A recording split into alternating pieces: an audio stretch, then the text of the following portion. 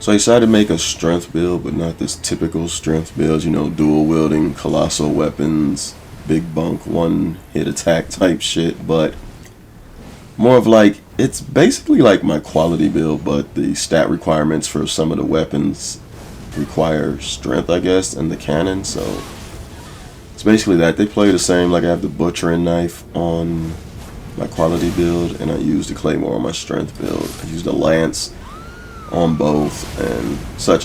Basically, I can alternate between mostly same weapons due to infusions and things like that, but kind of swap them up to, you know, things that favor strength more, like claymore and the Zweihinder, or however the hell. We're just gonna the big metal sword, but all in all, they behave very similar, but I kind of find like, I don't know why, but I find the strength has more utility. Maybe it's just because of the cannon and the weird things you can pull off, but I would, you would assume the quality build has more utility since it basically allows you to use more in theory, but due to infusions and things like that, and minimal stat requirements, I actually find I could probably use more on the strength build. And like I said, I'm playing it a bit different. Like my dueling setup, I have a dueling video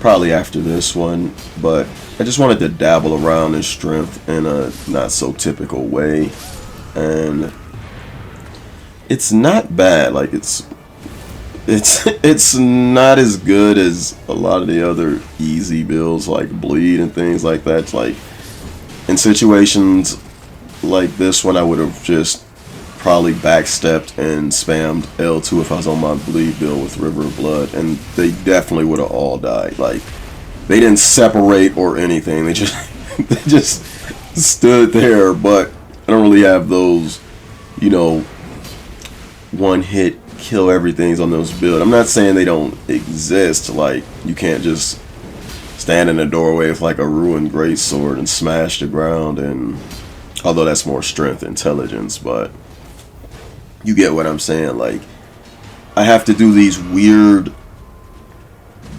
one-off trades, then make sure every hit counts. Like, if I miss with this thing, I'm wide open for a very long time. If I miss with my cannon, I'm wide open for a long periods of time. And I know, like, strength, you don't really have to play towards the big weapon, you know, high damaging play style, but I mean, it's strength, why wouldn't you? Otherwise, just go play quality or dex and things like that. Like, I do switch it up, but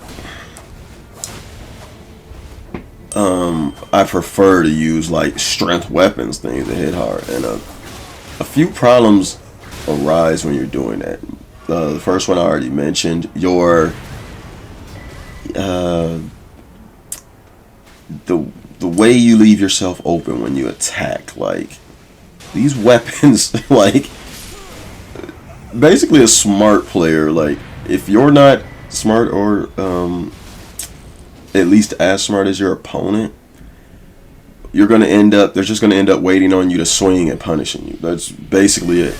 Like, especially with the colossal weapons, like, they're gonna wait on you to swing, and you're gonna be open to like freaking Stars of Ruin. We always open to Stars of Ruin, but you get it. They're big magic attacks, or they're big halberd attacks, thrusting attacks, whatever it is, whatever weapon they have. Entire Moonville blade to the face, Rivers of Blood spam. I'm just naming these weapons because they're popular, but you get it. You're wide open. And yes, you can build around that, like get a little poise, and like you see I'm doing, using Storm Stomp and things like that. But it's not always effective to trade that way. And more often than not, like, leads me into my second problem. Like, you're hitting these people with big weapons, and yes, I know they're leveled up. I know about stat scaling and all these things. Trust me, I'm not running around with 2 strength and all my points in intelligence and wondering why my weapons aren't hitting, you know. But oftentimes you can't trade with like things like dual wield straight swords. You can't trade with katanas. You can't trade with halberds on these big ass colossal weapons. Like, I'm doing pokes for like 400. If I have the counter talisman on and I get a counter hit or something, that's when the damage really starts to ramp up. But other than that, like, I'm hitting people for peanuts. Sometimes I'm barely doing damage at all. Like, I'm hitting 350 off the rolling attacks and crouch stabs, which are the bread and butter of most of these colossal weapons. Like, the jumping attacks, you'll see some of the jumping attacks, like, they're barely doing more damage than if I was just to go to grab, like, a dagger and spam R1. Literally, like, whereas, you know, bleed builds and things like that can miss you the entire fight and still proc you know, big chunk of your health just off the proc alone. Like, it's really weird how these things work in this game. I do think strength is extremely undertuned and extremely underpowered, but you can play up to you know, you can play it up to a better level, a higher level than what it is. Like I said, it's not going to be a bleed build, or it's not going to be as easy as running like dual whips or a halberd and gold armor, or spamming rivers of blood, or intelligence builds that use Moonville and things like that. So I would say the skill gap for running something like this is a lot higher, especially outnumbered. Like, duels are neither here nor there. Duels are about you outsmarting your opponent. Yes, there are some things that make it easier, but I've never had a problem with say any of the, I mean, I don't have a problem with them now, but I don't really have a problem in any instance with the meta things, but especially not in duels. Like, River Blood has never bothered me in duels. I can understand its potential.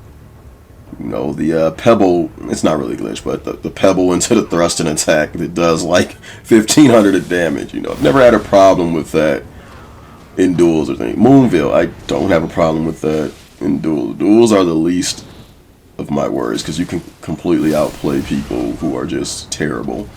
And like I said, I'm new to the game and I can do that. So I know veterans of the game can do a lot better.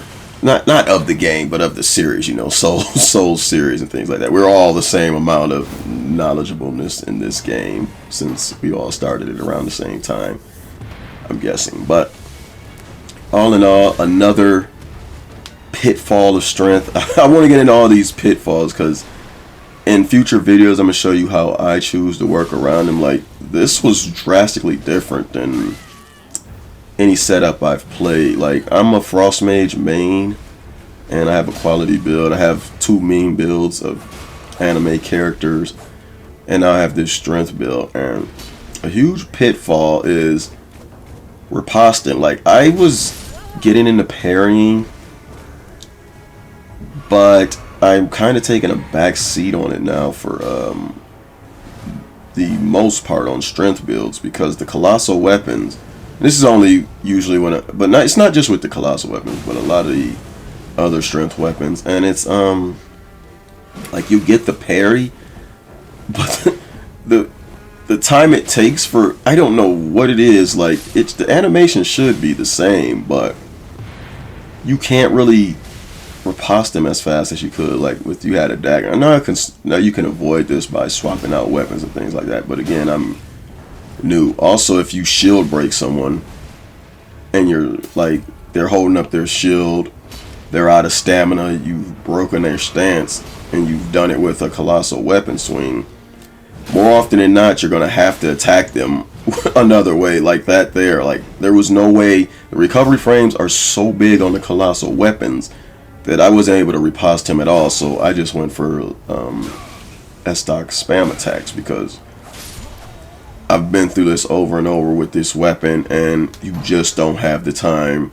And I find that, like, I think it should be circumvented somehow. Like, either make the animations upon riposte faster, just that. You don't have to make a colossal weapon swing as fast as a dagger. I get that would be broken, but you know, for riposte animations, I don't see why you wouldn't at least speed that up, so, or be able to cancel out of it at least. I would be happy if I could just cancel out of my, like, sword swing once it was their posture was broken or whatnot, and I'm able to riposte them. But high recovery on these weapons is a problem, and I get it, man.